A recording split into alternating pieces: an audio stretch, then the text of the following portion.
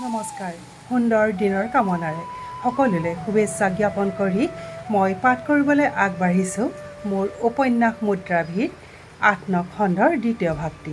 আহকচোন উপন্যাসখনিৰ মাজলৈ সোমাই যাওঁ। মৌচুমী বাইদেউৰ বক্তব্য শুনি গ'ল সকলোৱে একান্ত মনেৰে। বাইদেউৰ মাতষাৰৰ বাহিৰে নিমাত নিস্তব্ধ হৈ পৰিল গোটেই পৰিৱেশ। মৌচুমী বাইদেৱে কৈ যায় অবিৰতভাৱে, আমাৰ সকলোৰে জ্ঞাত সমাজৰ অবিচ্ছেদ্য অংগ নাৰীসকলে অতীজৰে পৰা দেশৰ সামাজিক, অৰ্থনৈতিক, সাংস্কৃতিক, ৰাজনৈতিক এই সকলোবোৰ দিশতে অভূতপূৰ্ব অৱদান আগবঢ়াই আহিছে। মমতাৰ প্ৰতীক, জন্মদাত্ৰী, সৃষ্টিৰ মূল আধাৰ চালিকা শক্তিস্বৰূপা ধৰিত্ৰী নাৰী একোগৰাকীৰ বীৰ পুৰুষৰ দৰেই যে শক্তি থাকিব পাৰে, সেই কথা আমি বুৰঞ্জীৰ পাত লুটিয়ালে জানিব পাৰোঁ।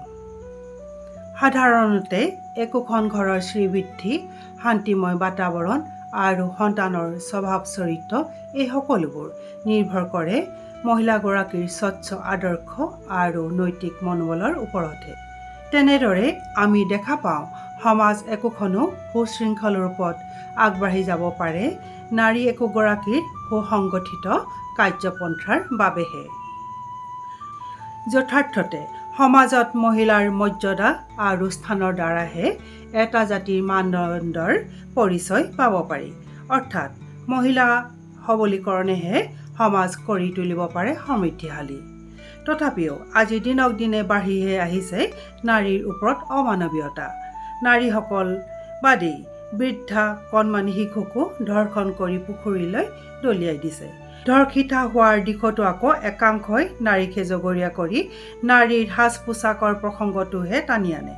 আমি প্ৰায়ে শুনিবলৈ পাওঁ যৌতুকৰ বাবেই হওক বা কেতিয়াবা আকৌ ঘৰুৱা কাজিয়াৰ বাবেই হওক স্বামী বা স্বামীৰ পৰিয়ালে বোৱাৰীক জ্বলাই দিছে। লিংগ বৈষম্যৰ বাবে জন্মৰ পাছতে কন্যা সন্তানক হত্যা কৰা হৈছে। অতিকৈ দুখজনক কথাটো হৈছে এই যে বহু কন্যা সন্তানে গৰ্ভাৱস্থাতে মৃত্যুক সাৱটি ল'বলগীয়া হৈছে। তেনেস্থলত আমিবোৰে নাৰী দিৱস পাতি মহিলাসকলক মাত্ৰ এদিনীয়াকৈ সন্মান মৰ্যাদা প্ৰদৰ্শন কৰাটোত গুৰুত্ব দিয়াতকৈ প্ৰতিদিনে যাতে প্ৰতিগৰাকী নাৰীৰ বাবে সুন্দৰ হৈ উঠে সেই দিশতহে চকু দিব লাগিব। নাৰীসকলেই নাৰীৰ যন্ত্ৰণাবোৰ বুজিব পাৰিব লাগিব।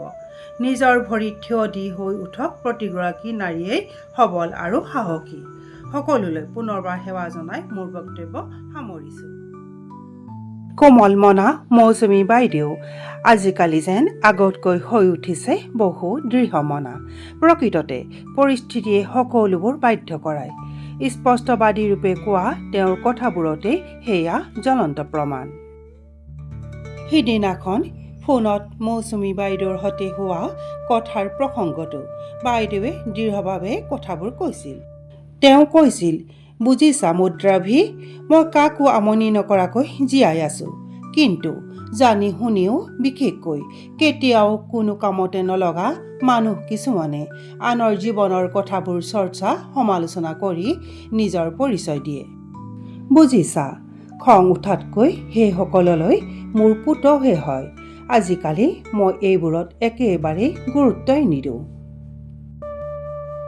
মই মাত্ৰ ইয়াকেহে বুজি পাওঁ, goodness never fails, be good and do good.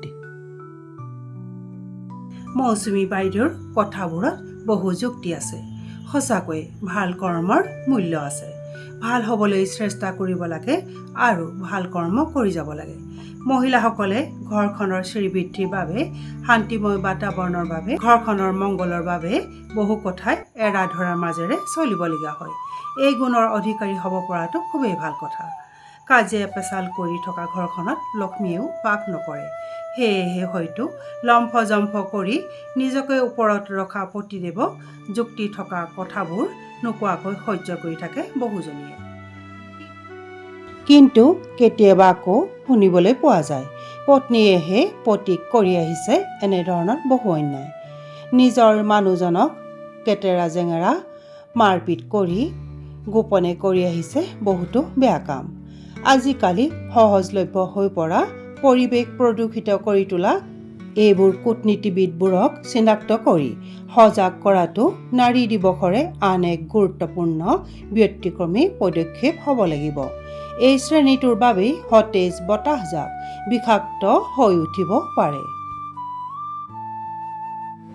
পাছৰ খণ্ডটিত পুনৰ লগ পাম। ধন্যবাদ।